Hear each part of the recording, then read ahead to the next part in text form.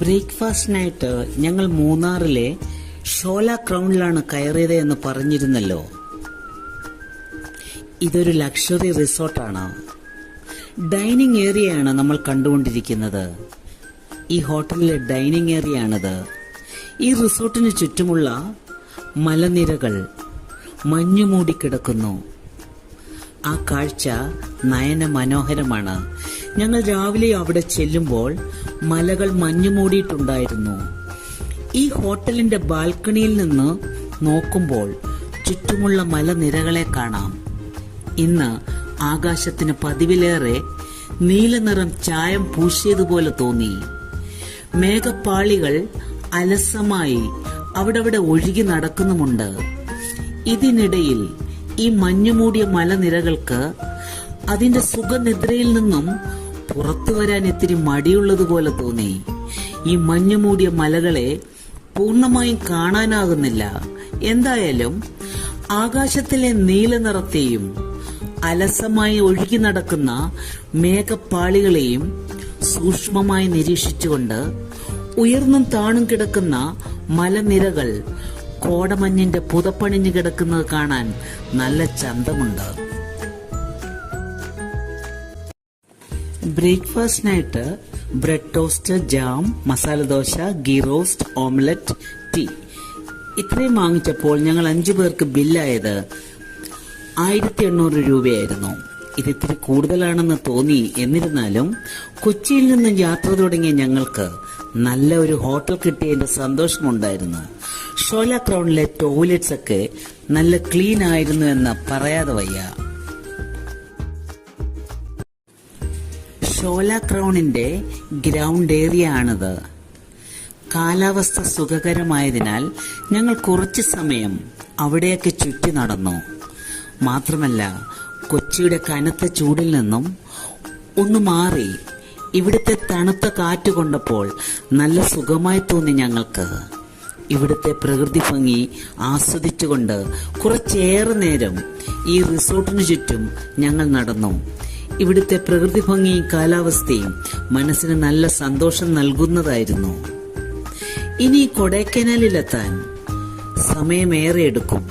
കുറച്ച് സമയങ്ങൾ കൂടി ഞങ്ങൾ അവിടെയൊക്കെ ചെലവഴിച്ച ശേഷം കൊടൈക്കനാലിലോട്ട് ഞങ്ങളുടെ യാത്ര തുടർന്നു.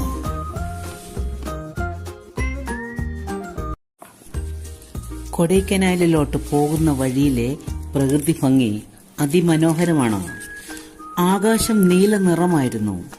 ഈ ആകാശത്തിലെ നീല നിറം കൊണ്ട് കോടമഞ്ഞിൽ കുളിച്ചു നിൽക്കുന്ന മഞ്ഞുമലകൾക്കും ഒരു നീല നിറമുണ്ടോ എന്നൊരു സംശയം.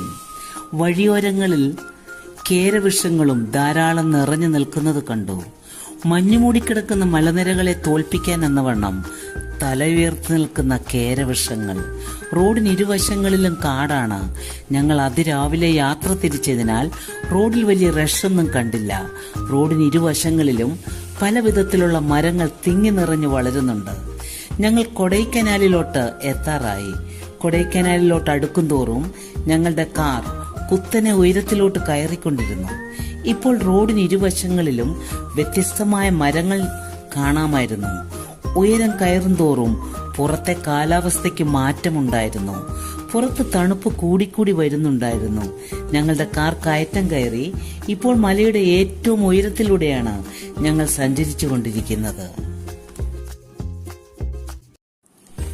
കൊടൈക്കനാലിലെ താപനില വർഷം മുഴുവനും സുഖകരമായതിനാൽ വർഷത്തിൽ ഏത് സമയത്തും സന്ദർശിക്കാവുന്ന സ്ഥലമാക്കി കൊടൈക്കനാൽ മാറുന്നു. എന്നാൽ ഏറ്റവും അനുയോജ്യമായ സമയം ഏപ്രിൽ മുതൽ ജൂൺ വരെയും സെപ്റ്റംബർ മുതൽ ഒക്ടോബർ വരെയുമാണ്. ഈ സമയങ്ങളിൽ കൊടൈക്കനാലിൽ കാലാവസ്ഥ മികച്ചതാണ്. ജനുവരി മാസത്തിലാണ് കൊടൈക്കനാലിൽ മഞ്ഞു പെയ്യുന്നത്. എന്നാൽ മഴക്കാലം ജൂലൈ ടു സെപ്റ്റംബർ വരെയാണ്. കുന്നുകളും മലകളും താഴ്വരകളും തടാകങ്ങളും നിറഞ്ഞ അതിമനോഹരമായ ഇടമാണ് തമിഴ്നാട്ടിലെ ഈ കൊടൈക്കനാൽ. മലനിരകളുടെ രാജകുമാരി എന്നാണ് കൊടൈക്കനാൽ അറിയപ്പെടുന്നത്. സമുദ്രനിരപ്പിൽ നിന്നും 7200 അടി മുകളിൽ സ്ഥിതി ചെയ്യുന്ന വിനോദസഞ്ചാര കേന്ദ്രമാണ് ഈ കൊടൈക്കനാൽ.